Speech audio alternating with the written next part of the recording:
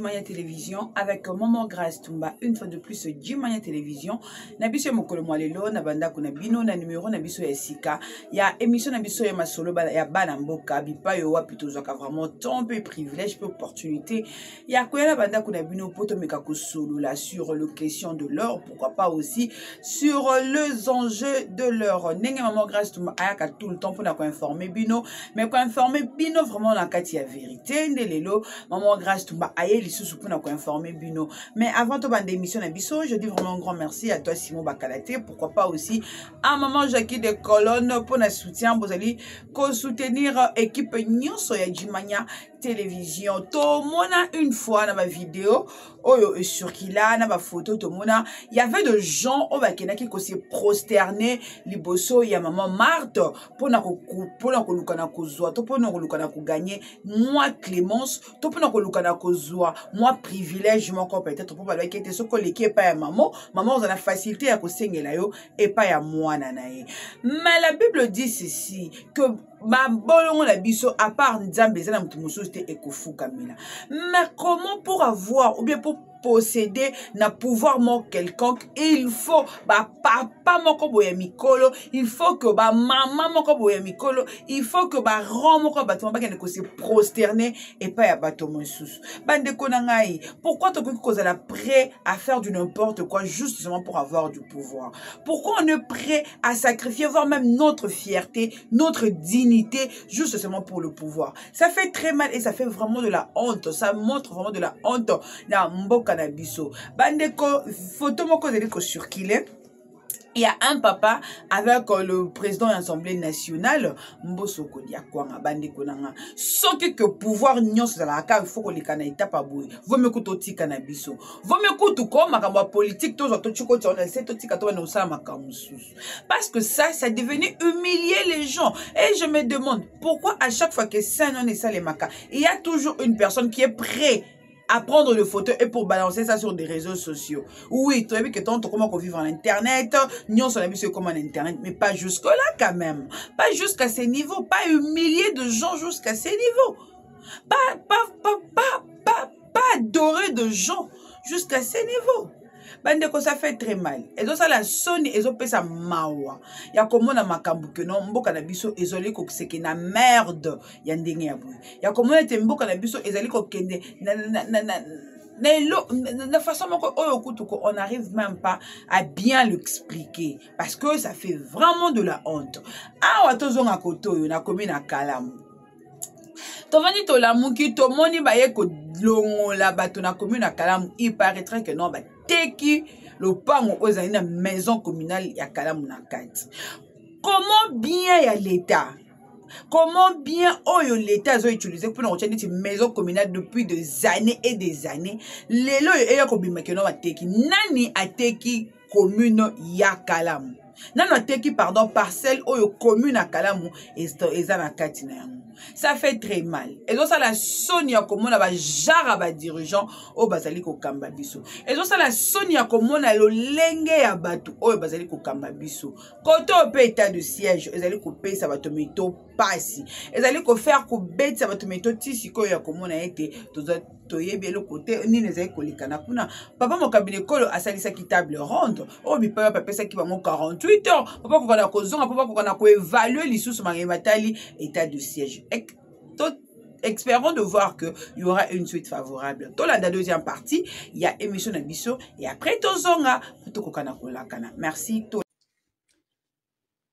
Déjà au départ, il faut qu'on y ait que le pays va très mal. Le pays va très mal à plusieurs niveaux. Le pays va mal par rapport à fonctionnement naïf. Le pays va mal par rapport à résultats. Le pays va mal par rapport à enjeux et les défis. En bref, le pays va très mal. Lokola mboka ezokende mabe, lokola le pays ezokende mabe, esengeli na biso nyonso ba Congolais to réfléchir à deux fois avant de prendre certaines décisions et avant de faire certaines déclarations. Parce qu'il ne suffit pas seulement de considérer que le pays va très bien, parce que baza kosa la bino ba présentation il y a certaines réalisations entre guillemets. La question que l'on doit se poser, est-ce que ces réalisations, correspondre à exigence et à gouvernance en termes, il y a passation à marché, en termes, il y a évaluation, est-ce que yangonde ezali priorité, est-ce que ezali ko salema dans toutes les entités, ou sinon ezali ko salema quelque part. Tant que tokozwa ba élément d'information, en ce moment-là, nde toko yeba kotala si effectivement ba action ezali ko salema madame. Na pese exemple moko. Quelqu'un qui arrive chez lui à la maison. Il a un salaire, n'a eu exemple à $100. La femme sait qu'il y a beaucoup de besoins. Il y a des urgences dans la maison. Urgence à Liboso, c'est de payer le loyer. Urgence à Mibale, ezali yakofuti la bana Minerval. Urgence à Misato, ezali yakosombe la bana biloko ya kolia. Urgence à Mina, ezali yakosombe la bana bilamba. Urgence ya Mitano, ezali ya koyeba kofuta banyongo ya kala. Urgence ya Motoba ezali ya kosala en sorte que babomba mwa muke pona ko préparer ba besoin. Or $100 et kokate. Mobala ye a eu salaire.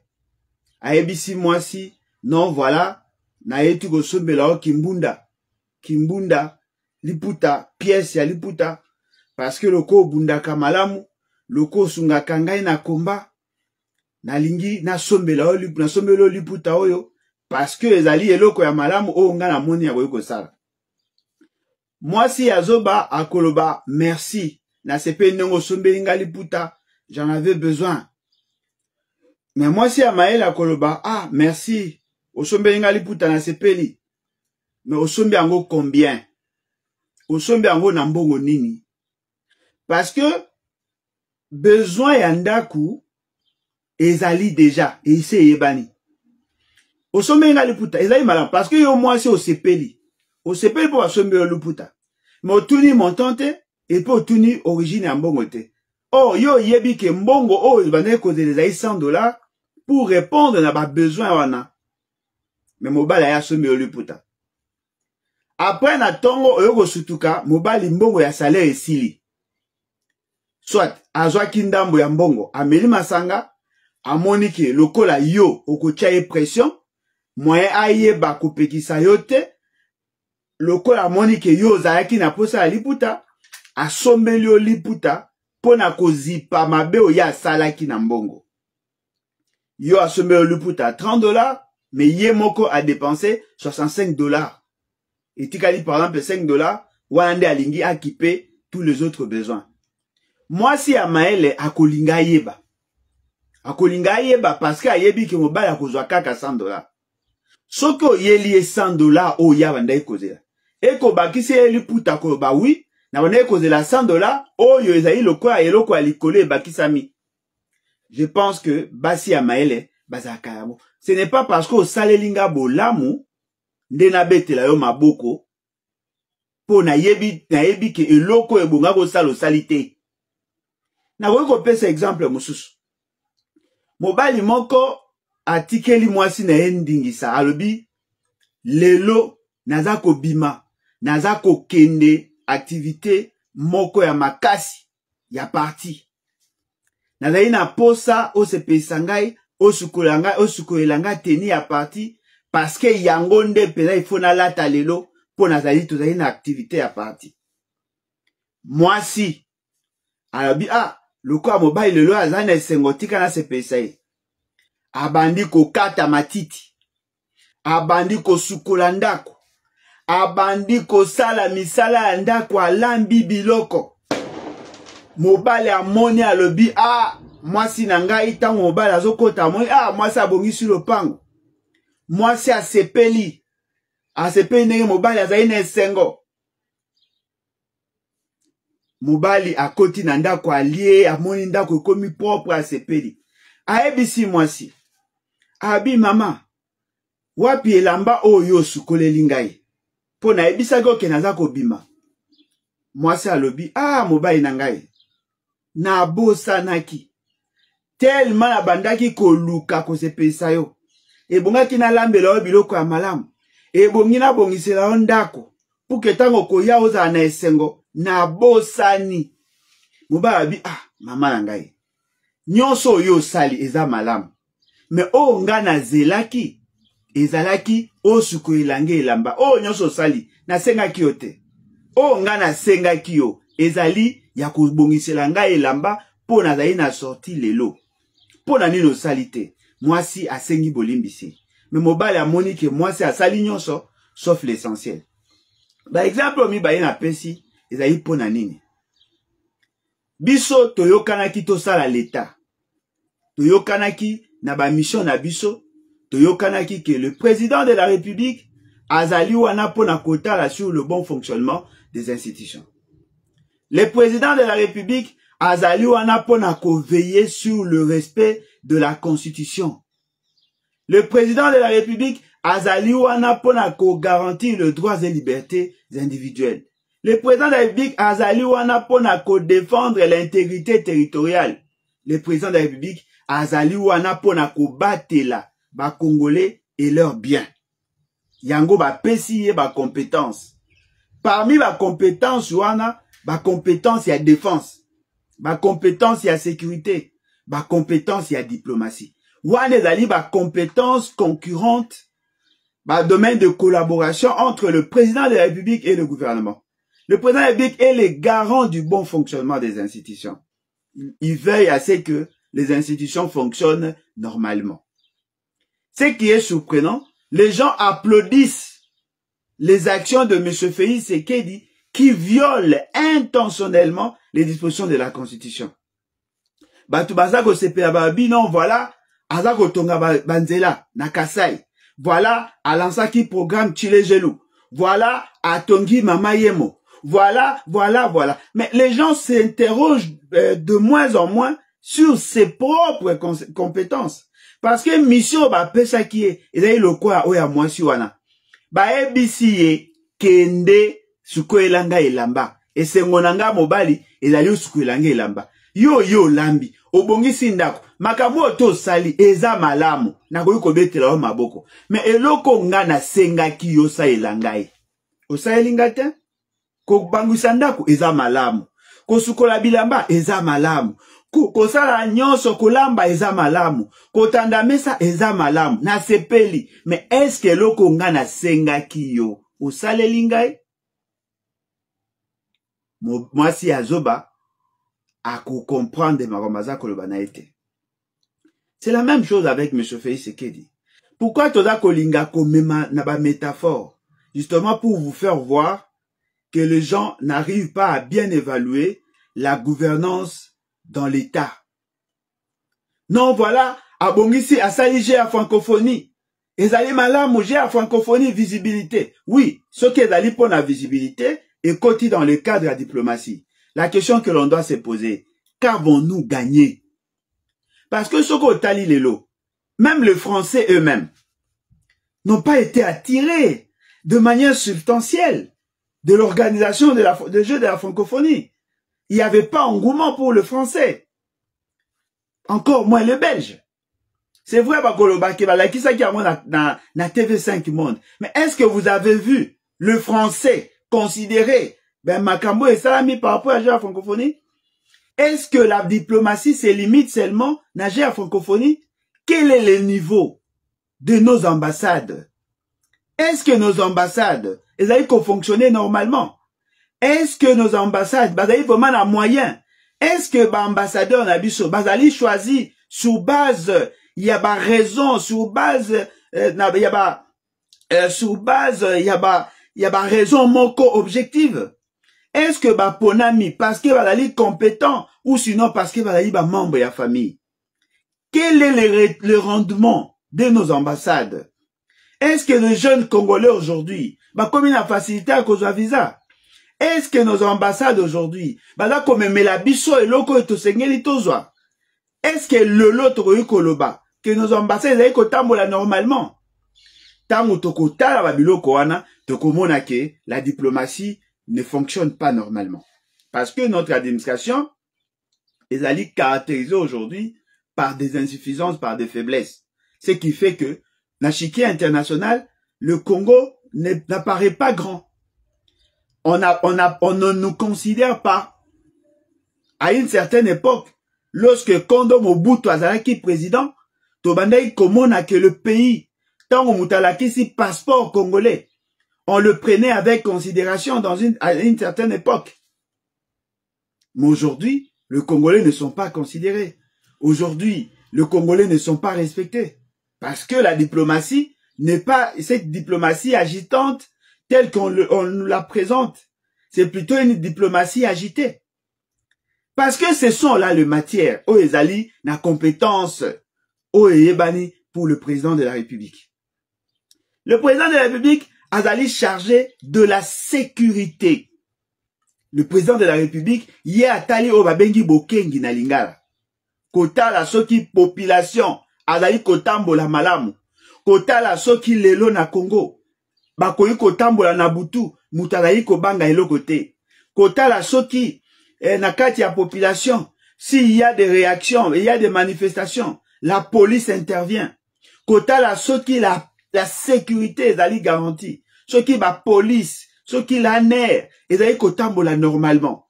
Est-ce que lelo mutazali na facilité ya kolongwa lelo net na exemple na victoire ake na Kimbanseke na 22h 23h? Est-ce que lelo mutakoyo ko kene na Nsele na Maluku na côté ya papa Gizenga kuna akoyo ko bima lelo na 21h 22h et pe azongi ndaku na ye?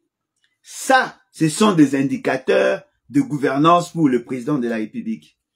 Le président de la République azali chargé à défense. Yakota là, si l'intégrité territoriale est sécurisée. Si notre armée est en mesure de repousser nos ennemis. Ce qui lelo, le frontière nabiso est sécurisée. Est-ce que lelo toroyu koloba, que nos frontières ne sont plus poreuses? Est-ce que lelo toroyu koloba, que tous les groupes armés, oh bazako sévir, namboka nabiso, bazali traqué?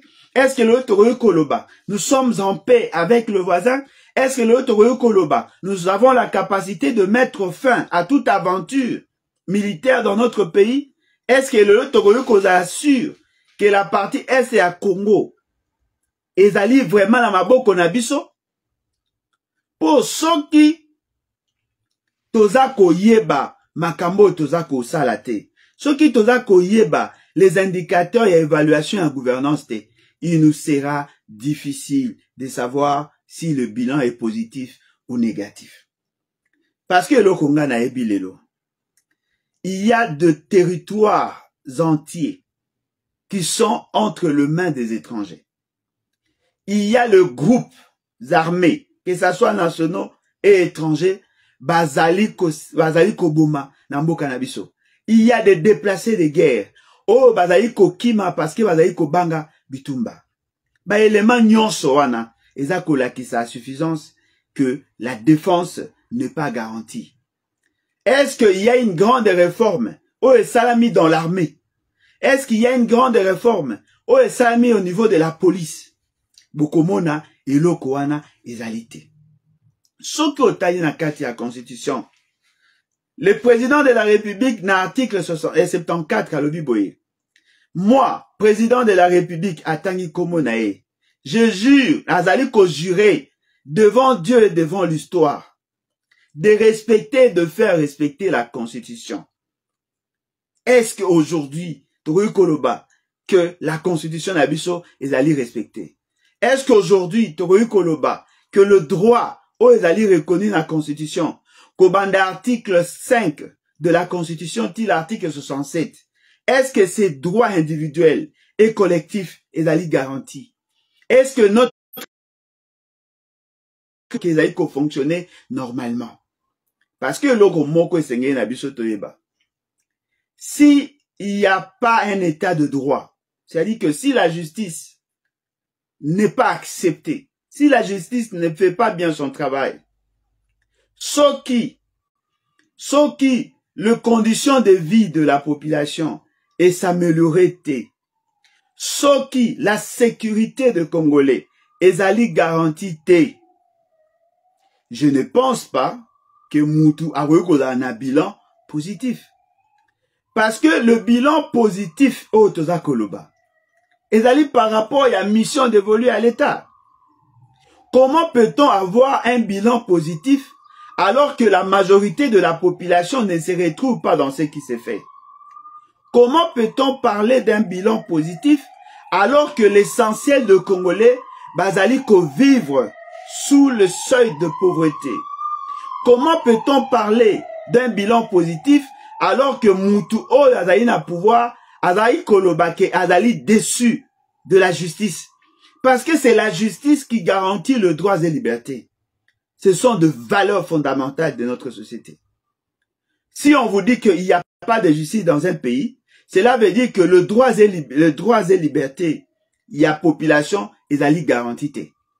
Le droit à la santé, droit à l'éducation, droit à la sécurité, droit à la propriété privée, droit à la manifestation, liberté d'expression, ils allaient garantir.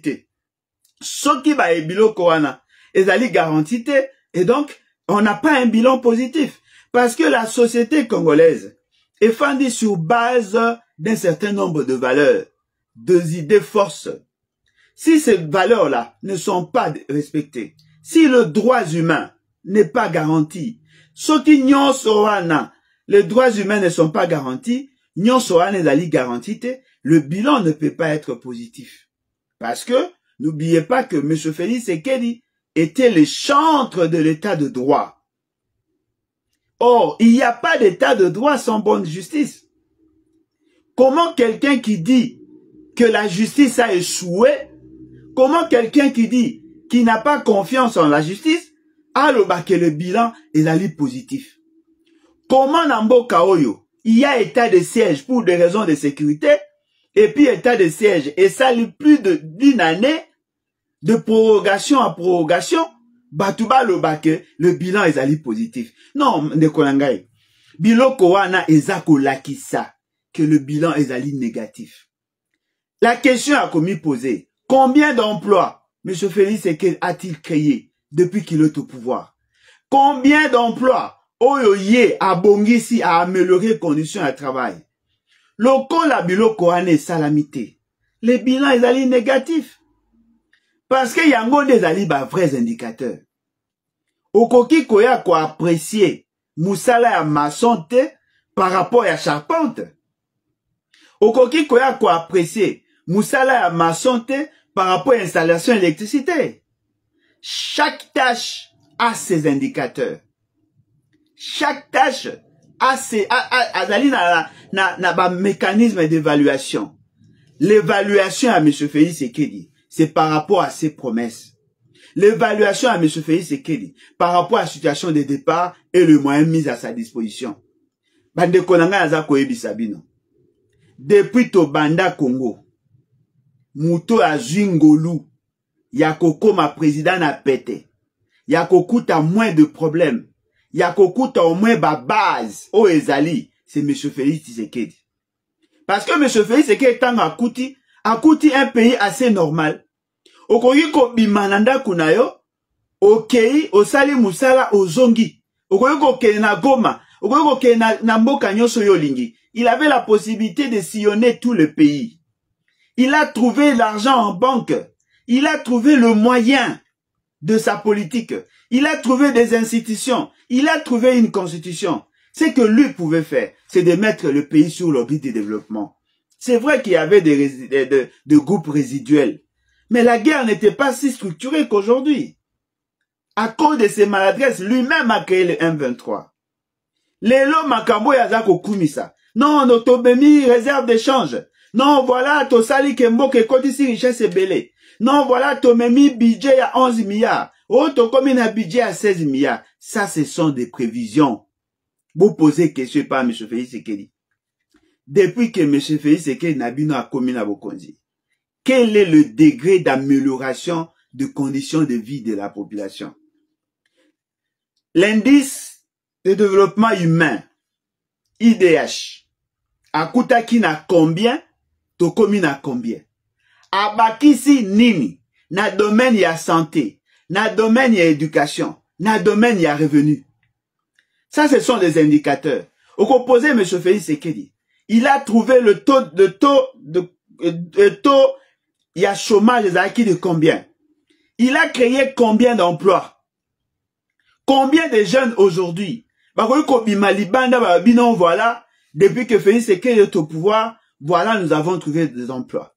Attention, pas emploi à remplacement. Oh, bolongoli batu bazala kibino boye. Te, emploi à sika, eza combien? Monsieur Félix Tshisekedi a créé combien d'emplois? Parce que le romo photo yeba. S'il n'y a pas création d'emplois, c'est-à-dire que les jeunes n'ont pas trouvé d'emploi, les jeunes n'ont pas de revenus. Ceux qui batu bazu misalate. Amélioration à condition de vie na bango beaucoup mesurer sur base de quoi? Parce que na bango ka monsieur Zalaka bakotala. Voilà Mokonzo Aye a créé autant d'emplois dans tel secteur. A sali que Nambo Kaboé, emploi s'est créé, jeune Bobazu Misala. Voilà, il y a autant d'entreprises et c'est créé. Initiative privée, initiative publique. Voilà, dans le secteur tel, les gens ont créé autant d'emplois dans le privé. Et voilà, dans le secteur tel, l'État a créé d'emplois. Quels sont les indicateurs sur lesquels les gens se fondent pour évaluer la gouvernance de M. Félix Tshisekedi? Parce que le réseau ça la passe les aliboué. Batu ba olinga ba mi sepelisa bango moko. Mais biso il faut toyeba.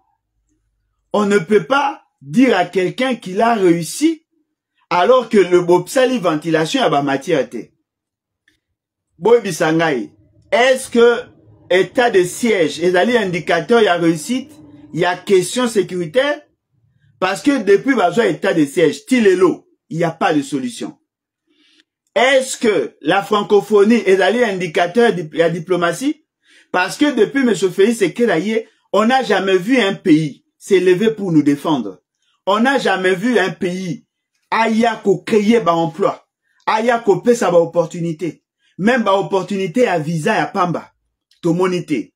Est-ce que Toru Koloba Lelo, par rapport à la fluctuation et à taux d'échange, notre économie est-elle stable? Est-ce que le lot, Toru Koloba, que M. Félix Tshisekedi a stabilisé le prix sur le marché? Est-ce que le lot, Toru Koloba, la desserte en électricité est bakisami?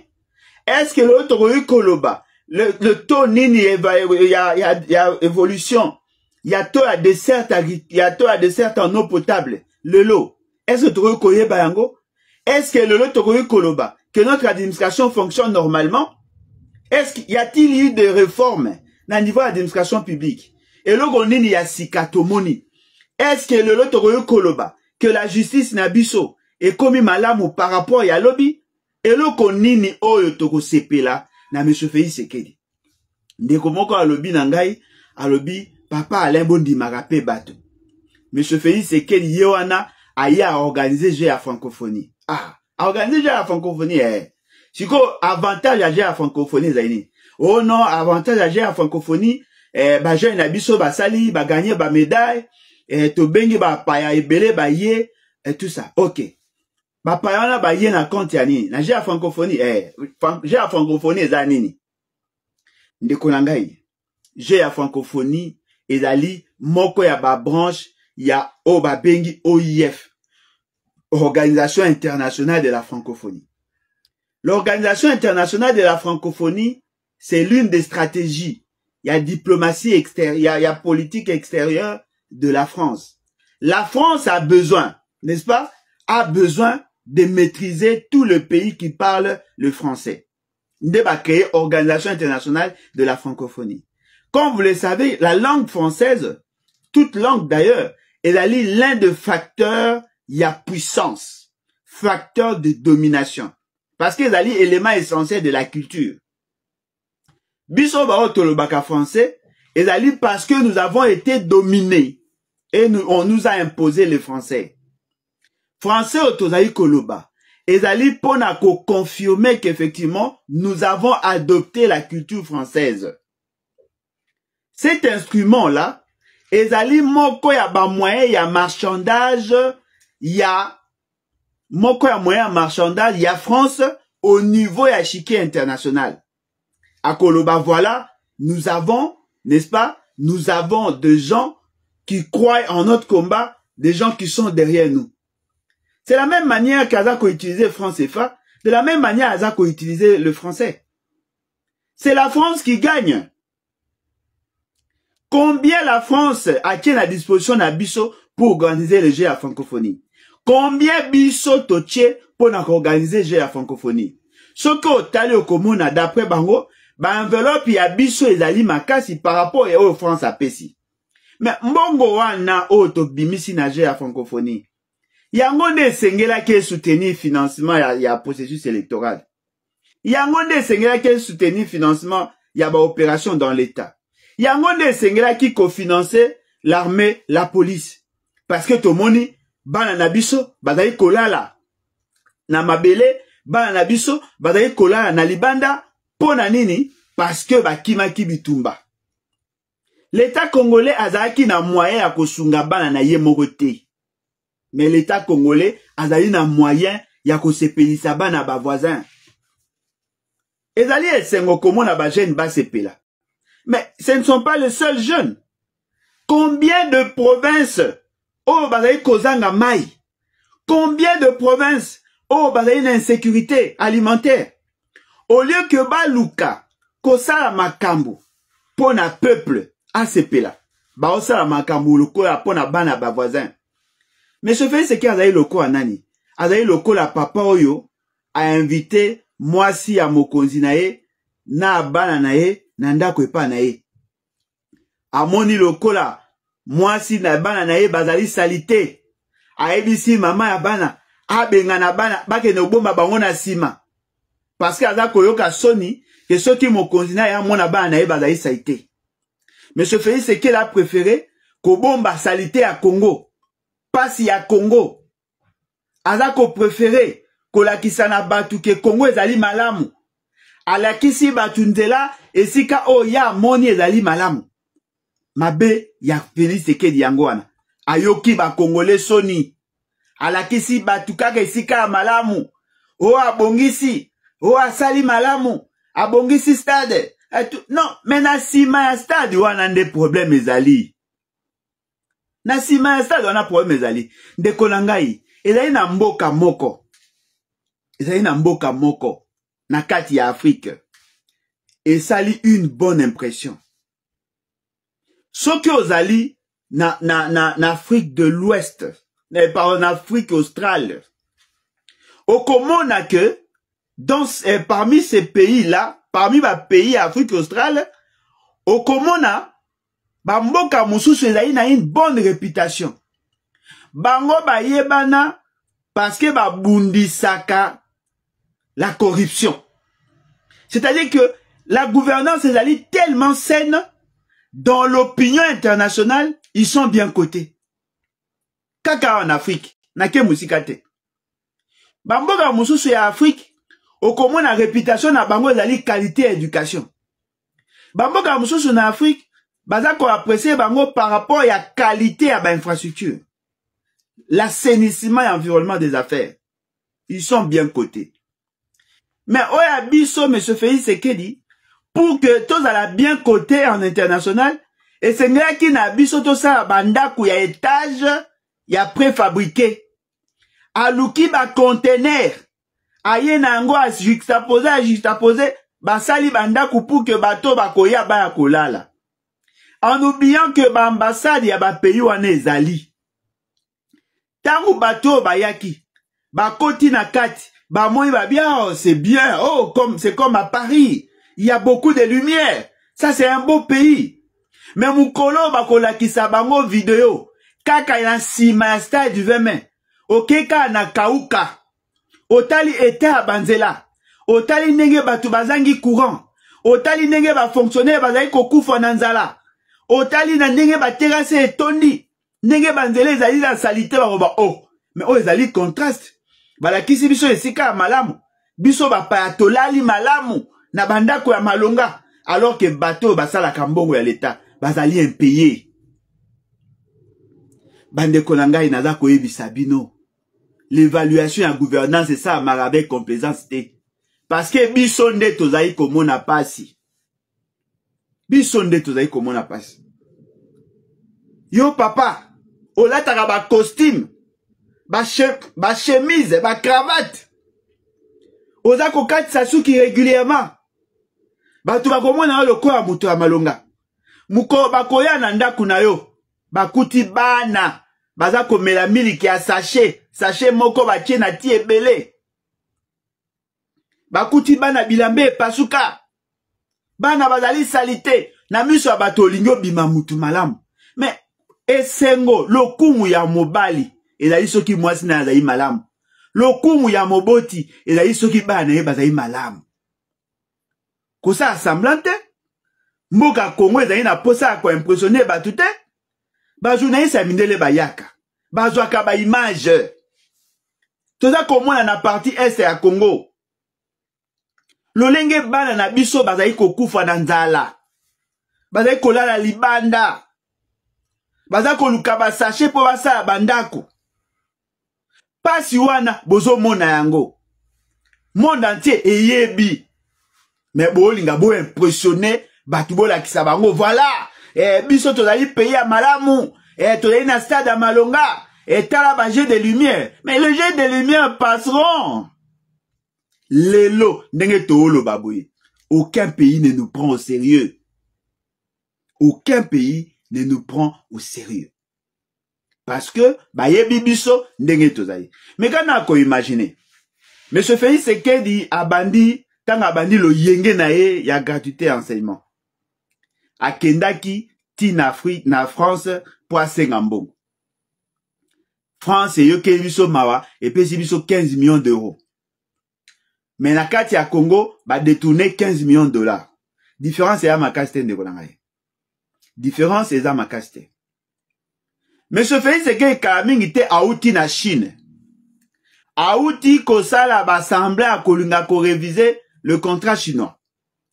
Après na suka ba yebisi biso le président chinois a yoke biso mawa apesi biso 1 million pour soutenir la situation ya ba victime ya makambo esalamaki epa na biso. 1 million de dollars. La Chine a yebike asungi biso na 1 million de dollars. Mais Chine a koyoka que touti ko dépenser ceux qui 60 millions, ceux qui 40 millions de dollars pour na ko ça pour festoyer. La Chine risque de croire que nous sommes un pays de fous. Parce que de konanga tolo bate. Est-ce normal? Est-ce normal dans un pays où la quasi-majorité de la population n'a pas besoin existentiel? Est-ce normal qu'on applaudisse quelqu'un pour un sale jeu de lumière? De comment réviser Gingaï? De Kualin? Na kei, na jeu à francophonie. Na révisé, moi, na koyo kopeki sa yote, ezali jeu à francophonie, ezali pe pour ça découverte. Au koyo koke, non, y a pas de problème. De quoi na kei, a commis na jeu à francophonie. A moni ba jeu de lumière. A moni tout ce qu'il y avait. A yokinza, il faut alukelo kwa kolia. A na mbongo te na poche. Abundi, azunda mambongo azaki nango, asombi paquet à biscuit na sacha mai. Ameli, azongi lisusu. Asalije a francophonie ti ereleki esengi azonga. Kaka po akoma na ndako. Transport pasi. C'est-à-dire que esengo nyonso ya azwaki esilika na nzela transport. Na nzalo ya yokaki. Ti akoma na ndako amoni effectivement esengo ya monaki ba plaisir ya trouvaki nyonso esili na nzela.